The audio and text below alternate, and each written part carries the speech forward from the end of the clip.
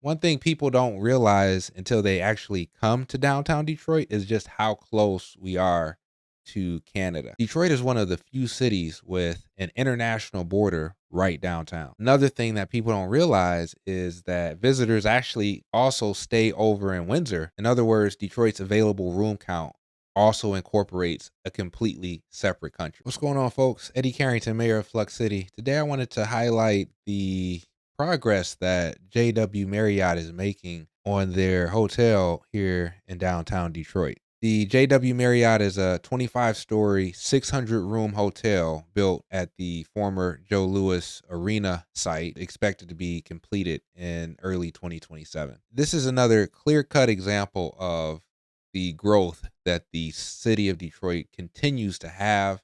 Look, you don't build a 600-room luxury hotel in a city unless there is true demand. And in this case, the perception of the city of Detroit has evolved to a point where an entity such as JW Marriott is willing to spend millions of dollars to build this type of facility within the city of Detroit. The Motor City is known for so much, and of course, we are a booming city right now with all the new development. In recent years, you have the high-end hotels that have moved into the city, from the Godfrey to the Cambria, and in the summer, Michigan Central announcing plans for a new hotel. The thing about the city of Detroit's hotel market is really growing from an undersized base. Cities like Austin, Nashville, Indianapolis, they grew their hotel clusters roughly 20, 30 years ago. Detroit only recently added, within roughly the last 15 or so years, a handful of hotels. The Godfrey, Cambria, Shinola Hotel, the Hudson Tower, which is currently in the process of being built, as well as the Michigan Central Hotel that they're also in the process of developing as well. But in general, the hotel boom here in the city of Detroit is relatively new.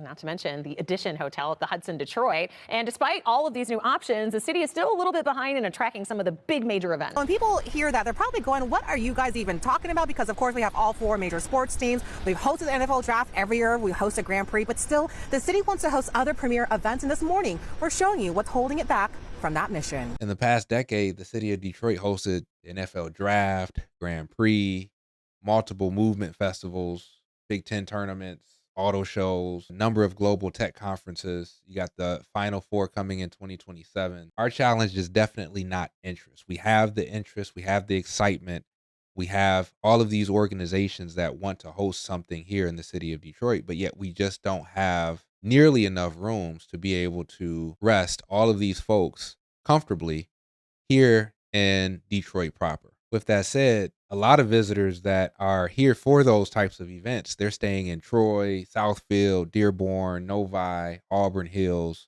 those types of places. In other words, the suburbs actually absorb that demand, where other cities have the capacity to be able to funnel them directly into their downtown hotels. The secret's out. Detroit is the place to be. What do you think so far? I think it's a very lovely city. Whether for fun or work. I think we'll do this every year. Oh, it's been that good of an experience for you. Everybody was really, really happy. The conference rooms were really easy to have together, and everyone in the same room, and lots of fun space. So yeah, it was a great time. That's what Visit Detroit's Claude Molinari likes to hear. But he wants the Motor City to move vertically. What's interesting is we have a large number of hotel rooms in Southeast Michigan, over 46,000. So we're not short there. Where it is short, the number of hotels connected to Huntington Place and the Suburban Collection Showplace, which Visit Detroit says the Novi location attracts 2 million visitors per year. Unfortunately, Huntington Place, used to be called Cobo Hall, was unsupported by hotels for decades. Yeah, you had the people mover that would do its best at trying to get people who were staying at a hotel maybe a quarter mile away to the doorsteps of the Huntington Place, but it just wasn't enough.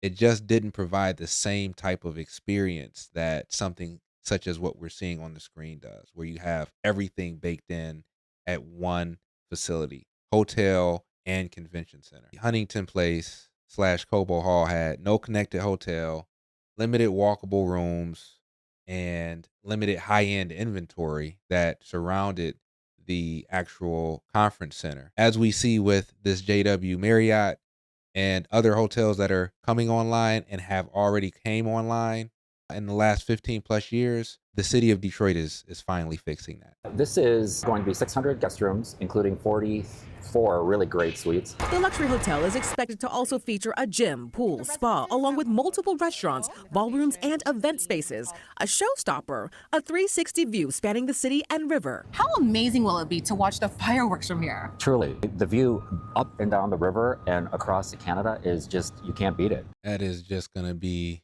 phenomenal when it's complete. One thing people don't realize until they actually come to downtown Detroit is just how close we are to Canada. Detroit is one of the few cities with an international border right downtown. Another thing that people don't realize is that visitors actually also stay over in Windsor. There's a decent amount of people that stay over in the casinos across the river. We got Caesars Windsor over there. They have a decent hotel stock over there as well. And so people who are here for downtown Detroit events may find themselves staying once again over in a completely separate country. In other words, Detroit's available room count also incorporates a completely separate country. This urban oasis expanding its horizon to welcome newcomers. Listen, 600 rooms, it is a lot, but when this project is all said and done, we're still going to be about 200 rooms behind Indianapolis, because guess what? They're building an 800-room hotel. Still a major goal for Visit Detroit. It wants to host something like the Big Ten football championships, which we got to say, it's about time, guys.